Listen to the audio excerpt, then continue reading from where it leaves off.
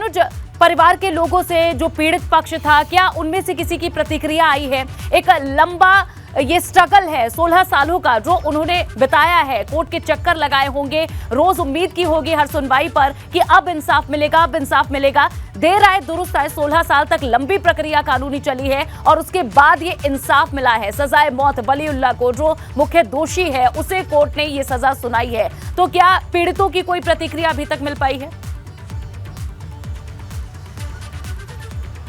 देखिए, जो पीड़ित परिवार है अभी उनसे हमारी बातचीत नहीं हो पाई है। हो सकता है वो कोर्ट में ही मौजूद हो, लेकिन जिस तरीके से आज उसको सज़ा का, वलीउल्लाह आतंकी को सज़ा का ऐलान हुआ है, कहीं ना कहीं आतंक पर एक बड़ा प्रहार है, कहीं ना कहीं इस तरह की घटनाओं पर एक बड़ा प्रहार है। वो बात अलग है कि देखिए 7 मार्च 2006 की घटना थी और इस घटना में सज़ा का ऐलान होने में पूरी तरीके से 16 साल लग गए। लेकिन जो बात आपने कही कि देर आए दुरुस्त आए, कम से कम फांसी की सजा ही दी जानी चाहिए थी। ये जिस वक्त वहां अधिवक्ता अपनी दलीलें, दोनों पक्ष के अधिवक्ता अपनी दलीलें रख रहे थे, तो सीधा कह रहे थे कि 18 लोगों की मौत का गुनहगार वलीउल्लाह है, सजाए मौत दी जाए, फांसी की सजा दी जाए। हालांकि जो दूसरे पक्ष के वकील थे उनका यह कहना था कि तमाम चीजें रही हैं, कहीं ना कहीं उम्र कैद की सजा दी जाए। लेकिन अदालत ने दोनों पक्षों को सुना, दोषी करार शनिवार को दे दिया गया था, लेकिन आज अदालत ने ऐतिहासिक फैसला दिया और कहीं ना कहीं फांसी की सजा देकर यह साबित कर दिया कि आतंकियों के लिए, गुनहगारों के लिए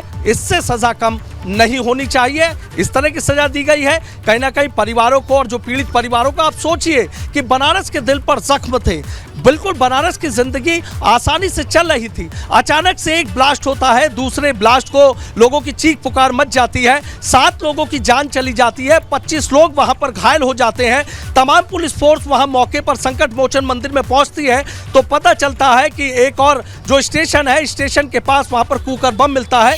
पुलिस की मुस्तैदी से उसको निष्क्रिय कर दिया जाता है, लेकिन पुलिस ने यहां भी राहत की सांस नहीं ली थी और पता चलता है कि एक और तीसरा ब्लास्ट कैंट स्टेशन के पास हो जाता है।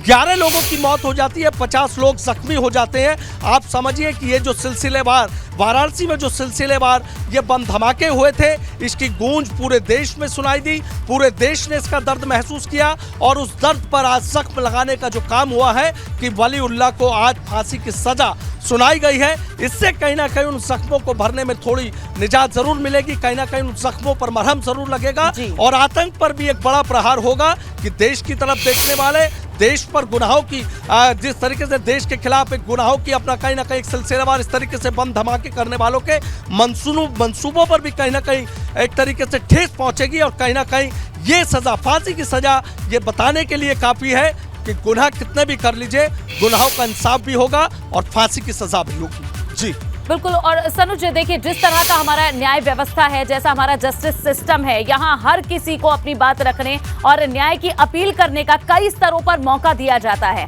तो क्या वलीउल्लाह के जो वकील हैं, अब जो कोर्ट से ये सजाए मौत का ऐलान हुआ है, क्या इसके बाद आगे हायर कोर्ट में राष्ट्रपति के पास भी बहुत अभी उनके पास विकल्प हैं, तो क्या उस पर कोई विचार किया जाएगा? ऐसी कोई जानकारी अभी तक मिली है?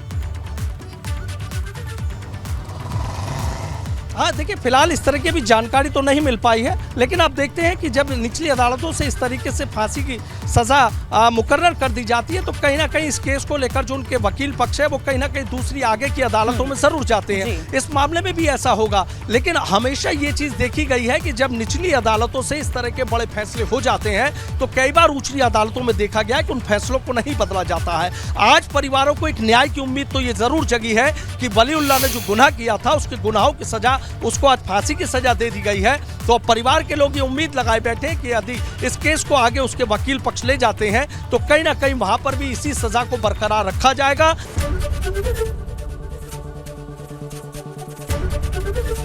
एबीपी गंगा, खबर आपकी, जुबान आपकी।